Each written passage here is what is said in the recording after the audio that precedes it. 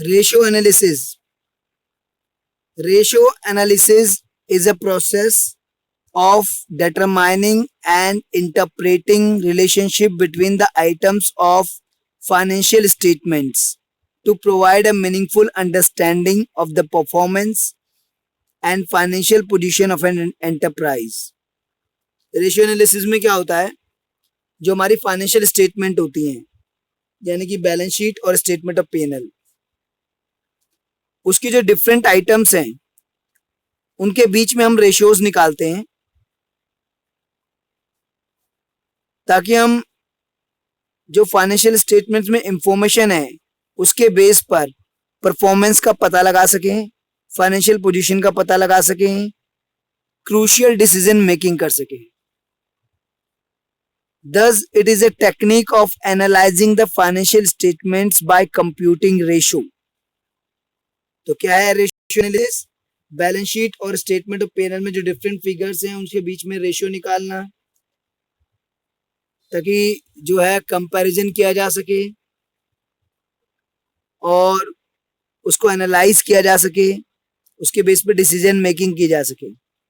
Objective क्या है ratio analysis के? अकाउंटिंग इंफॉर्मेशन को सिंप्लीफाई करना, to determine liquidity. Different figures के बीच में रेशियो निकालते हैं जैसे मैं आपको बता ही चुका हूं. तो इसमें शॉर्ट टर्म फाइनेंशियल पोजीशन और लॉन्ग टर्म फाइनेंशियल पोजीशन निकालने के लिए भी रेशियोज निकाली जाती हैं. तो उससे लिक्विडिटी डिटरमाइन होती है, शॉर्ट टर्म सॉल्वेंसी और long term solvency. Operating efficiency business की निकालना, उसके लिए भी रेशियोज होती हैं, टर्नओवर रेशियोज. हम अपना स्टॉक कितना बेटर यूज कर रहे हैं. डेटर टर्नओवर रेशियो क्या है, हमारे डेटर कितनी जल्दी जो है हम उनसे पैसा ले लेते हैं. और भी है एक्टिविटी रेशियोज में. Then analysing the profitability. तो प्रॉफिटेबिलिटी के लिए gross profit ratio, net profit ratio और भी रेशियोज हैं कि सेल्स हम इतना करते हैं और उस पर हम इतना प्रॉफिट अर्न कर लेते हैं. तो सेल्स और प्रॉफिट का जो फिगर होता है उसका रेशियो निकाला जाता है. तो डिफरेंट फिगर्स के बीच में रेशियो निकाला जाता है और ऑब्जेक्टिव यही होता है कि अकाउंटिंग इंफॉर्मेशन मिले हमें सिंप्लीफाइड वे में ताकि हम उसको एनालाइज और इंटरप्रेट कर सकें और उसके बेस पर डिसीजन मेकिंग कर सकें. लिक्विडिटी पता चले, ऑपरेटिंग एफिशिएंसी पता चले, प्रॉफिटेबिलिटी पता चले और कंपैरेटिव एनालिसिस हो सके. इंटर फर्म कंपैरिजन और इंट्रा फर्म कंपैरिजन वो हम कर सकें. इसके बाद एडवांटेजेस, जो उसके ऑब्जेक्टिव है मतलब जिस पर्पस से हम वो करते हैं वो इसके एडवांटेजेस बन जाते हैं भाई. फाइनेंशियल स्टेटमेंट एनालिसिस के लिए बहुत यूजफुल है. अकाउंटिंग डाटा को सिंप्लीफाई कर देता है.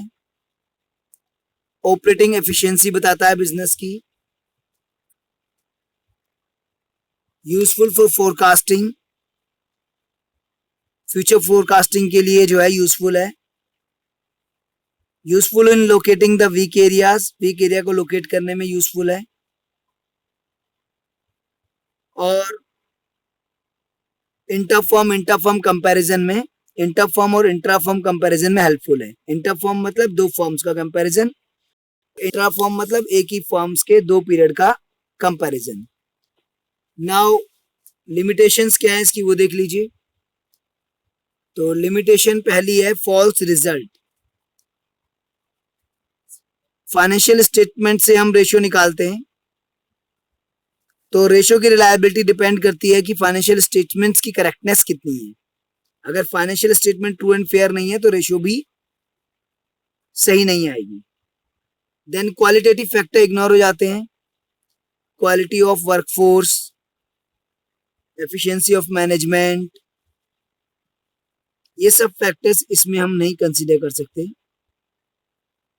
lack of standard ratio. There is no single standard ratio against which accounting ratio can be compared. Then may not be comparable.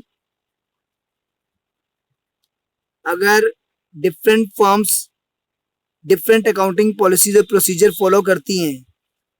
हो सकता है एक फर्म स्ट्रेट लाइन फॉलो कर रही है, दूसरी written down value method follow कर रही है, तो कंपेरेबल ना हो शायद accounting information. Price level change ignore हो जाते हैं।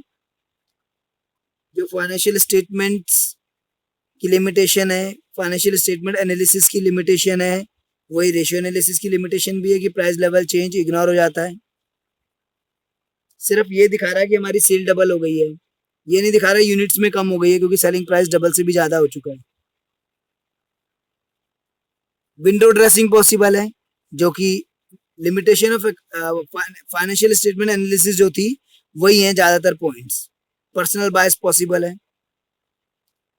तो ये सब हमने पढ़ा कि अकाउंटिंग रेशियोज की ऑब्जेक्टिव क्या है, एडवांटेज क्या है, लिमिटेशन क्या है, अकाउंटिंग रेशियो क्या होती है।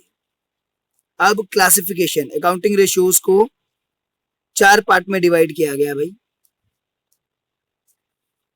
एक है आपका liquidity ratio, solvency ratio, activity ratio, profitability ratio. Types of accounting ratios.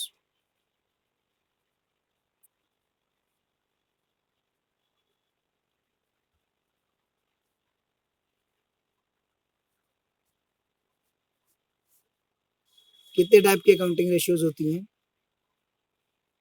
Number 1 है आपका लिक्विडिटी रेशियोज।